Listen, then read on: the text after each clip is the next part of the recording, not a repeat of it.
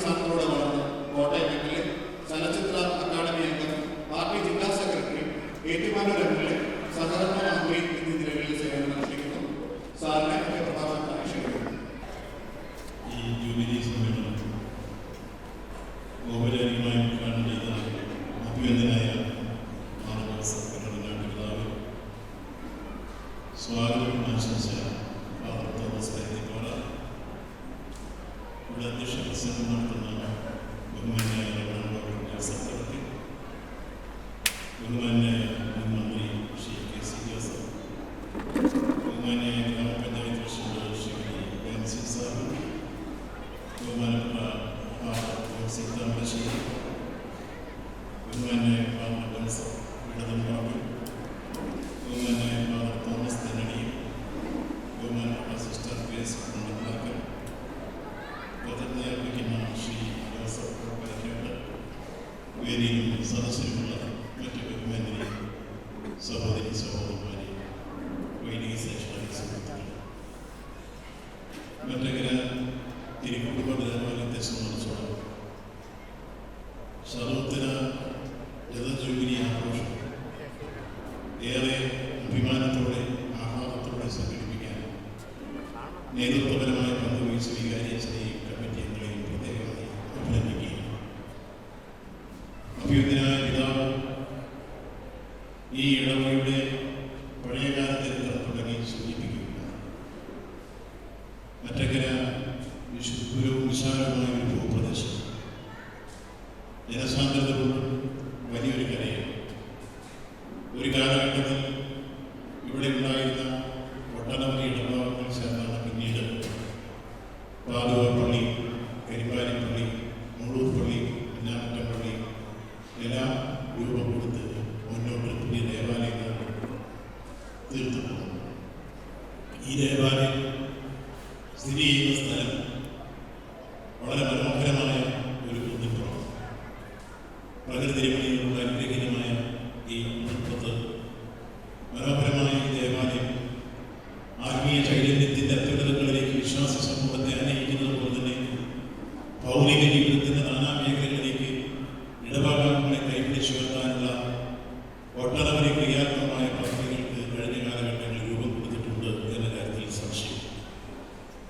അതോടൊപ്പം തന്നെ ജൂബിലി ആഘോഷത്തിലേക്ക് കടക്കുമ്പോൾ കേവലം പ്രാർത്ഥനകളും അല്ലെങ്കിൽ ഈ രംഗത്തെ വിശ്വാസ സമൂഹത്തെ അനേകം കൊണ്ടുവരും മാത്രമല്ല, സൃഷ്ടിപരമായ ഒട്ടനവധി പ്രവർത്തനങ്ങൾ കൂടി ദേവാലയം രൂപവും ഭാവവും നൽകി എന്നുള്ളതാണ്. യഥാർത്ഥത്തിൽ കയറി കിടക്കാൻ കിടപ്പാടമില്ലാത്തവർക്ക് വീട് നൽകി പള്ളിയോടനുബന്ധിച്ച് ആവശ്യമായ പശ്ചാത്തല സൗകര്യം ഒരുക്കി ജൂബിലി അതിൻ്റെ എല്ലാ അർത്ഥത്തിലും വിപുലമായി ആഘോഷിക്കാൻ പദ്ധതിയിട്ടു അത് നടപ്പാക്കി കഴിഞ്ഞിരിക്കും. ഈ കാലഘട്ടത്തിൽ നമുക്കെല്ലാം അറിയാവുന്നതുപോലെ നമ്മുടെ വിശ്വാസ സമൂഹത്തെ സംബന്ധിച്ചുള്ള അവരുടെ ആത്മീയ ചിന്തകൾക്ക് എല്ലാ അർത്ഥത്തിലും സഹകരിച്ച് ഏത് തരത്തിലുള്ള ആരാധനയും നടത്താനുള്ള സ്വാതന്ത്ര്യം നമ്മുടെ രാജ്യത്തുണ്ടാകണം എന്നാണ് നമ്മുടെ ഭരണഘടന നമ്മെ പഠിപ്പിക്കുന്നത്.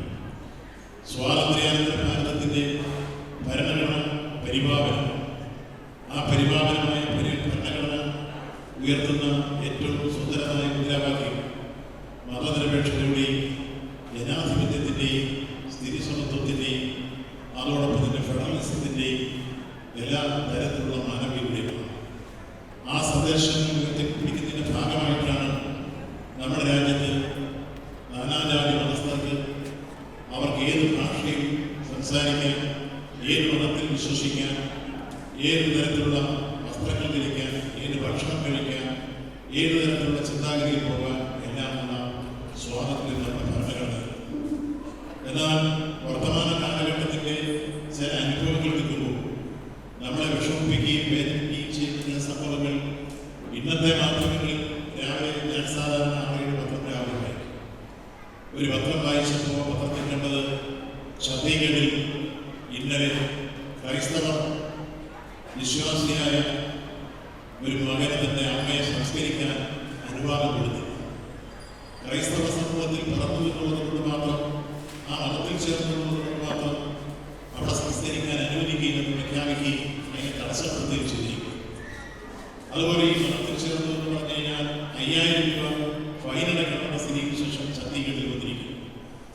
ഈ കഴിഞ്ഞ ക്രിസ്മസ് രാവിലെ ഒരുപക്ഷെ അവിടെ ഒരു ദേവാലയം തകർത്ത് ഒരു വൈദികൻ അവസാനം കൂടി ഒരു പോലീസ് സ്റ്റേഷൻ അഭയപ്രാപിക്കുന്ന സാഹചര്യമുണ്ടായി. അതുപോലെ മറ്റേത് സങ്കേതങ്ങളിൽ ക്രിസ്മസ് കരോളുമായി പോയ യൗവനങ്ങളെ ഉടുതുണി വിരിഞ്ഞ് ആക്രമിക്കുന്ന രൂപത്തിലേക്ക് എത്തിയ സംഭവം നമ്മുടെ രാജ്യത്തുണ്ടായി. മറ്റൊന്നുമല്ല അയൽ സംസ്ഥാനമായ കർണാടകത്തിൽ. അപ്പോൾ കർണാടകത്തിലായിരുന്നാലും ഛത്തീസ്ഗഡിലായിരുന്നാലും ഉത്തരപൂർവ്വ ഭാരതത്തിലായിരുന്നാലും വ്യത്യസ്ത ദേശങ്ങളിൽ നമ്മുടെ ഏതെങ്കിലും ഒരു മതവിഭാഗത്തെ മറ്റൊരു മതവിഭാഗം ആക്രമിക്കാനോ അല്ലെങ്കിൽ ഏതെങ്കിലും ഒരു സന്തുലിത ഭാവം ഉയർത്തി മറ്റുള്ളതിനെ എല്ലാം ഇല്ലായ്മ ചെയ്യാനോ ഒക്കെ ശ്രമിക്കുന്നത് നമ്മുടെ ഭരണഘടനയോടുള്ള വെല്ലുവിളിയാണ്. നമ്മുടെ ഭരണഘടന ഉയർത്തിപ്പിടിക്കുന്ന അവകാശാധികാരങ്ങളുടെ തരമുള്ള കടന്നാക്രമണം. ഇന്ത്യയിൽ 22 ഭാഷകൾ സംസാരിക്കാനുള്ള അവകാശം ഇന്ത്യൻ ഭരണഘടന അനുവദിക്കുന്നു. വ്യത്യസ്ത ജാതികൾ, വ്യത്യസ്ത ആചാരങ്ങൾ, വ്യത്യസ്ത അനുഷ്ഠാനങ്ങൾ, വ്യത്യസ്ത ഭാഷകൾ, ജാതി മതാന്തര ഭേദത്താൽ ഭിന്നിക്കുന്നവരല്ല. അപ്പോൾ ഈ രംഗത്ത് വർത്തമാന കാലഘട്ടത്തിൽ വളർന്നു വരുന്നു ഭൂരിപക്ഷ വർഗീയത ന്യൂനപക്ഷത്തിനെതിരായി ആക്രമണം കാഴ്ചപ്പെടുന്നു.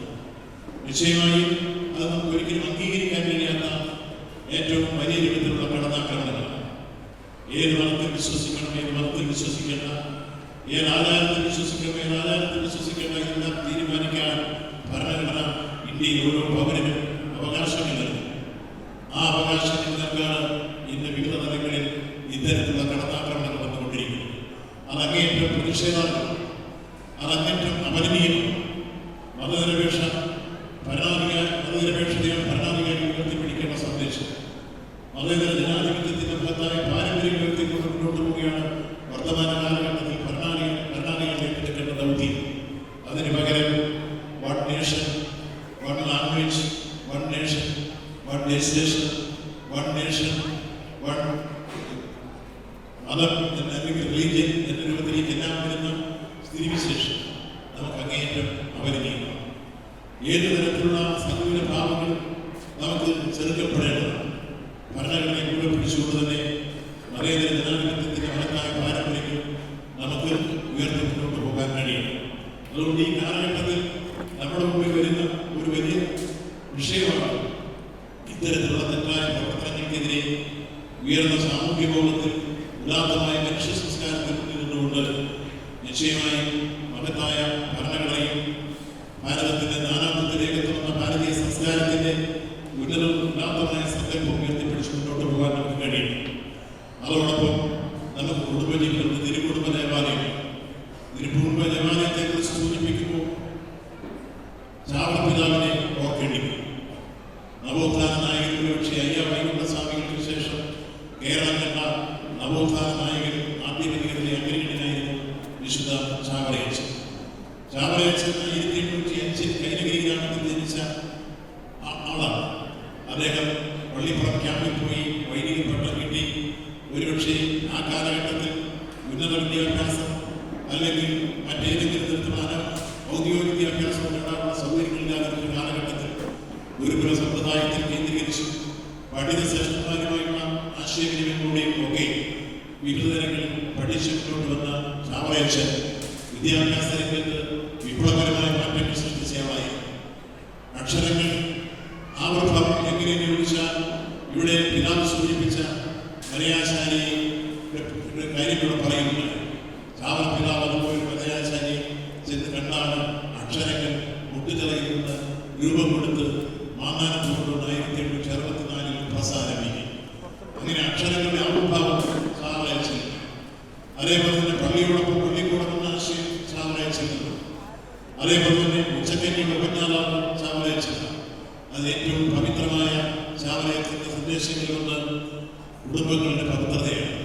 അതേ ഓരോ ഭവനങ്ങളും സന്ദർശിച്ച് സഹോദരനും സഹോദരിയും തമ്മിൽ, അച്ഛനും മക്കളും തമ്മിൽ പവിത്രമായ ബന്ധം ഉറപ്പിക്കേണ്ടതിന്റെ പ്രാധാന്യം ഓരോ കുടുംബത്തിനും സന്ദേശം നൽകിയിരുന്ന ചാവറയച്ചൻ അദ്ദേഹം ഓരോ കുടുംബത്തെയും എങ്ങനെയാണ് മുന്നോട്ട് നയിക്കേണ്ട മഹത്തായ സന്ദേശം നൽകി.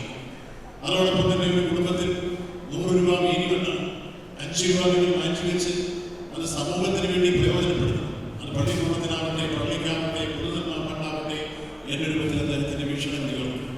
ഇതെല്ലാം നമുക്ക് മാതൃകാപരമായി സ്വീകരിക്കാവുന്ന കാഴ്ചപ്പാടുകൾ. അതുകൊണ്ടാണ് നവോത്ഥാന നായകനും അഗ്രഗണ്യനെ സൂചിപ്പിച്ചത് കാലഘട്ടത്തിൽ വ്യത്യസ്ത ജാതികളിൽപ്പെട്ട പിന്നോക്ക ജാതികളിൽപ്പെട്ട ഒട്ടനവധി കുട്ടികൾക്ക് വിദ്യാഭ്യാസം നിഷേധിക്കപ്പെട്ട സന്ദർഭത്തിൽ ആർപ്പുകരിൽ സ്കൂൾ സ്ഥാപിച്ച് അച്ഛൻ അവിടെ നാനാജാതി മതസ്ഥർക്ക് പ്രവേശനം കൊടുത്തു.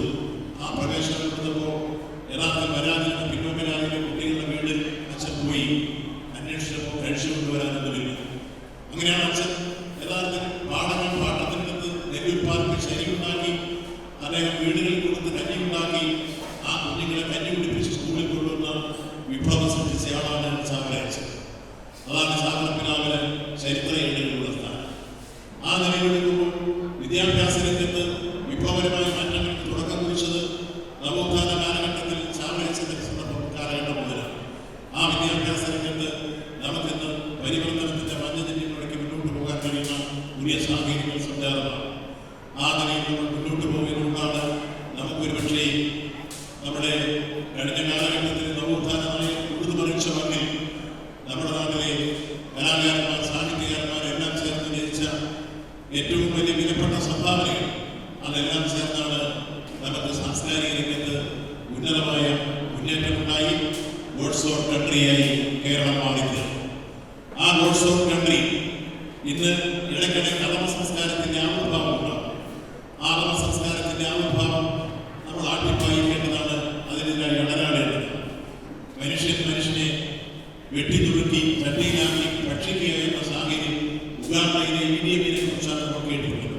പക്ഷേ ഇപ്പോൾ ഇതിന്റെ വർത്തമാന കാലഘട്ടത്തിൽ നമ്മുടെ തൊട്ടടുത്ത ജില്ലയിലെ ഏതൊരു ഗ്രാമത്തിൽ 2 സ്ത്രീകളെ വെട്ടിത്തുടുക്കി ചട്ടിയിലാക്കി അടുപ്പത്ത് വെച്ച് വേവിച്ച് ഭക്ഷിക്കുന്ന രൂപത്തിലേക്ക് നരബലികൾ നടന്ന് അഭിചാരപ്പുരങ്ങൾ നടന്ന് നരാധന്മാർ ജയിക്കുന്ന നാടായി നമ്മുടെ നാട് മാറിയിരുന്നു. നിശ്ചയമായും ഇത്തരത്തിൽ വെട്ടുക, മുറിക്കുക, പങ്കുവയ്ക്കുക, ജനം പത്തനം നിരവധി കൊന്നും തിന്നും വാഴുകയും ഉലികളായി സിംഹങ്ങളായും മധ്യരാവുക മാത്രം വയ്യ ജന്തുത ജയിക്കുന്നു. ONV കുടുംബത്തിന്റെ അശാന്തി എന്ന് പറയുന്ന വിലാസമാഹാരത്തിൽ മനോഹരമായി കുറിച്ചിട്ട വരികളാണ്. അപ്പൊ ഇവിടെ ജന്തുത ജയിക്കുകയാണ്, മധ്യരാവുക മാത്രം വയ്യ. അതുകൊണ്ട് ഈ കാലഘട്ടത്തിൽ അറബ സംസ്കാരത്തിനെതിരെ ഇടപെടാൻ ഓരോ മനുഷ്യനും മസ്തിഷ്കവും ഉയർന്ന് ഉണർന്നു നിൽക്കേണ്ട സമയമാണ്. നമ്മുടെ ഏതെങ്കിലും തരത്തിലുള്ള രോഗങ്ങൾ മാറണമെങ്കിൽ അത് മതവാദ്യം സമീപിക്കും, അല്ലെങ്കിൽ ലഹരി പദാർത്ഥങ്ങൾ ഉപയോഗിച്ച് അതിൽ ആകൃഷ്ടരായി അതിൽ ലഹരി കണ്ടെത്തി മറ്റുള്ളവരെ കൊലപ്പെടുത്തുന്ന രൂപത്തിലേക്ക് അത് കാമുകനെ കൊല്ലുന്നതായിരുന്നാലും അതുപോലെ കാമുകനെ കൊല്ലുന്നതായിരുന്നാലും എത്രയോ സംഭവകരങ്ങൾ, അച്ഛനെ മകൻ കൊല്ലുന്നതായിരുന്നാലും അതുപോലെ മകൻ അച്ഛനെ കൊല്ലുന്നതായിരുന്നാലും വാർത്തകൾ വരും. അതുപോലെ അമ്മയെ വിഷം കൊടുക്കുന്നുണ്ട്. എത്രയെത്ര സംഭവങ്ങളാണ് സമീപകാലത്ത് നമ്മുടെ നാട്ടിൽ ഈ സമൂഹത്തിൽ വന്നുകൊണ്ടിരിക്കുന്നത്. അപ്പൊ ഗോഡ്സ് ഓൺ കൺട്രി യഥാർത്ഥത്തിൽ ഡെവിൾസ് ഓൺ കൺട്രി എന്ന് പറയുന്ന രൂപത്തിലേക്ക് നമ്മുടെ മാറുന്ന അധമ സംസ്കാരത്തിന്റെ ആവിർഭാവം കടന്നു വരികയാണ്. അപ്പോൾ ഞാൻ സൂചിപ്പിച്ചു വന്നത് ഒരു തിരി കുടുംബത്തിൽ ഒരിക്കലും സംഭവിച്ചുകൂടാത്ത അല്ലെങ്കിൽ അങ്ങനെ ചിന്തിക്കാൻ കഴിയാത്ത സന്ദേശം എല്ലാ കുടുംബങ്ങളിലും വരും. എല്ലാ കുടുംബങ്ങളിലും നമുക്ക് സനാതനമായ സാമൂഹ്യ സാമ്പത്തിക ക്രമത്തിന്റെ ഉള്ളടക്കത്തോടൊപ്പം സംസ്കാരം സമ്പന്നമായി വളർത്തിയെടുക്കാൻ കഴിയും. ആ സമ്പന്നമായ സംസ്കാരം വളർത്തിയെടുക്കുന്ന സന്ദേശമാണ് യഥാർത്ഥത്തിൽ ചാവറയച്ചൻ എല്ലാ കുടുംബങ്ങളിലും പോയി ചെയ്തുകൊണ്ടിരിക്കുന്നത്. അതിന്റെ വ്യത്യസ്തമായി ഉയർന്നു വരുന്ന സാഹചര്യമാണ് വർത്തമാന കാലഘട്ടത്തിൽ നാം കേൾക്കുന്ന നമ്മളൊരിക്കലും ഇഷ്ടപ്പെടാത്ത ഒട്ടനവധി സംഭവപരമ്പരകൾ. അതിനെതിരായി ഈ നാട് ഉണർന്നും ഉയർന്നു അത്തരത്തിലുള്ള തിന്മകൾക്കെതിരെ തിരയടങ്ങാത്ത പ്രതിഷേധം നടത്തി നമ്മുടെ നാട് അത്തരത്തിലുള്ള തെറ്റിനെതിരെ പ്രതികരിച്ച് നമ്മുടെ കഴിഞ്ഞകാല പാരമ്പര്യം നമ്മുടെ പൂർവികന്മാർ നേടിത്തന്ന് നവോത്ഥാന നായകന്മാർ നമുക്ക് നേടിത്തന്ന് അതേപോലെ തന്നെ നമ്മുടെ കലാകാരന്മാർ സാഹിത്യകാരന്മാർ നാടിൽ ഒട്ടനവധി നമ്മളെ ഈ നിലയിലേക്ക് ഉയർത്തിക്കൊണ്ടുവരാൻ വേണ്ടി പരിശ്രമിച്ച മൺമറഞ്ഞു പോയി ജീവിച്ചിരിക്കുന്നവരുമായ പ്രഗത്ഭരും പ്രശസ്തരും പ്രതിഭാശാലികളുമായ വ്യക്തിത്വങ്ങളുടെ സംഭാവന കൂടിയാണ് ഗോഡ്സ് ഓൺ കൺട്രിയായി ഈ കേരളം മാറിയത്. അപ്പോൾ ഗോഡ്സ് ഓൺ കൺട്രി ആ രൂപത്തിൽ തന്നെ നമുക്ക് നിലനിർത്താൻ കഴിയും. അതിനെതിരെ ഉയർന്നിരുന്ന എല്ലാ തരത്തിലുള്ള അപജയങ്ങളെയും അല്ലെങ്കിൽ അധമ സംസ്കാരത്തെയും അട്ടിപ്പായിക്കാൻ നമുക്കെല്ലാം ഉയർന്നു എഴുന്നേൽക്കേണ്ട സമയം സമാജമായിരിക്കുന്നു എന്നാണ് സന്ദർഭവശാൽ എനിക്ക് സൂചിപ്പിക്കാം.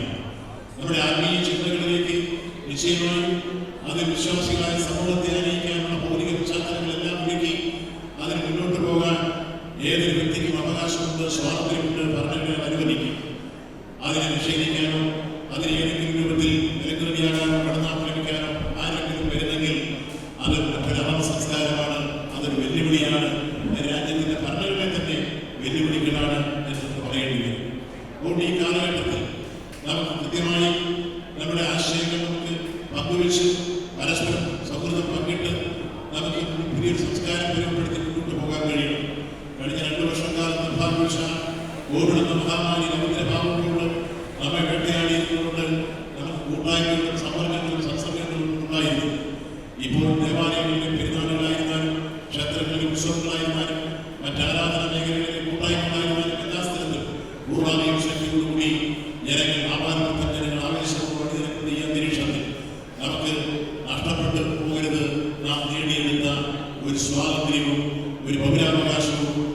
സാംസ്കാരികങ്ങളോ ഒന്നും നമുക്ക് നഷ്ടപ്പെടുത്തിക്കൂട.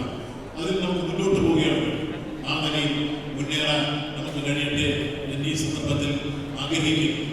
അഭിനന്ദനായ പിതാവ് നല്ലൊരു വിധത്തിലുള്ള വായനയുള്ളവരാണ്. ഞാൻ പലപ്പോഴും അദ്ദേഹത്തെ കാണാൻ കഴിയുമ്പോൾ അദ്ദേഹത്തിന്റെ മുമ്പിൽ ഡസൻ കണക്കിന് പുസ്തകങ്ങൾ 10 മിനിറ്റ് കിട്ടിയാൽ അദ്ദേഹം ആ സമയം വായനയ്ക്കുകയും ഇത്രയേറെ വായിച്ച് വലിയ രൂപത്തിലുള്ള അറിവ് സമ്പാദിച്ച, ആഴത്തിലുള്ള അറിവ് സമ്പാദിച്ച പണ്ഡിത ശ്രേഷ്ഠനായ ഒരു പിതാവ് നമുക്ക് പാലാരൂപതയുടെ അഭിമാനമാണ് എന്ന കാര്യം ഈ സന്ദർഭത്തിൽ എടുത്തു സൂചിപ്പിക്കുകയാണ്.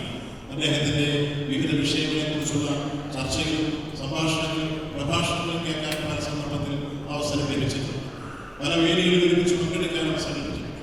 അപ്പോഴെല്ലാം അദ്ദേഹത്തിന്റെ ആഴത്തിലുള്ള വീക്ഷണവും ചിന്തകളും അതുപോലെ തന്നെ അദ്ദേഹത്തിന്റെ അറിവ് പങ്കുവയ്ക്കുന്ന രംഗങ്ങളിൽ വേദികളിൽ സാക്ഷിയാക്കാൻ അവസരം ലഭിച്ചിട്ടുണ്ട്. അതിന്റെ പിതാവിനെ പിതാവ് ഉദ്ഘാടന പ്രസംഗം ചുരുക്കിക്കളഞ്ഞല്ലോ എന്ന് നല്ലൊരു പ്രസംഗം ആയിരുന്നു എന്ന് ഞാൻ പറഞ്ഞപ്പോൾ അദ്ദേഹം പള്ളിക്കുള്ളിൽ നന്നായി പ്രസംഗിച്ചു. അപ്പൊ ഏതായിരുന്നാലും നമുക്ക് പിതാവിന്റെ സാന്നിധ്യവും അനുഗ്രഹവും ഈ ജൂബിലി ആഘോഷത്തിൽ മാറ്റിക്കൊണ്ടുന്നു എന്നുള്ളതാണ് ഏറെ ശ്രദ്ധേയമായ കാര്യം. അതുപോലെ മറ്റഭ്യന്തരായ അച്ഛന്മാർ, അതേപോലെ തന്നെ KC ജോസഫ് ഉൾപ്പെടെയുള്ള വിശിഷ്ടാതിഥികൾ ഉൾപ്പെടെ പങ്കെടുത്തുകൊണ്ട് നമ്മുടെ തിരുക്കുടുംബ ദേവാലയത്തിന്റെ ശതോത്തര ജൂബിലി ആഘോഷം ഏറ്റവും മനോഹരമായി, ഭംഗിയായി, ചിട്ടയായി ഒട്ടനവധി സൃഷ്ടിപരമായ പ്രവർത്തനങ്ങൾ, ജീവകാരുണ്യ പ്രവർത്തനങ്ങൾ ഏറ്റെടുത്തുകൊണ്ട് നടപ്പാക്കാൻ മുന്നോട്ട് വന്ന വികാരിയച്ഛനെയും മണിയറ ശില്പികളെയും അഭിനന്ദിച്ചുകൊണ്ട് ഈ ജൂബിലി ആഘോഷത്തിന് എല്ലാവിധ ആശംസകളും നേരുന്നു. നന്ദി, നമസ്കാരം.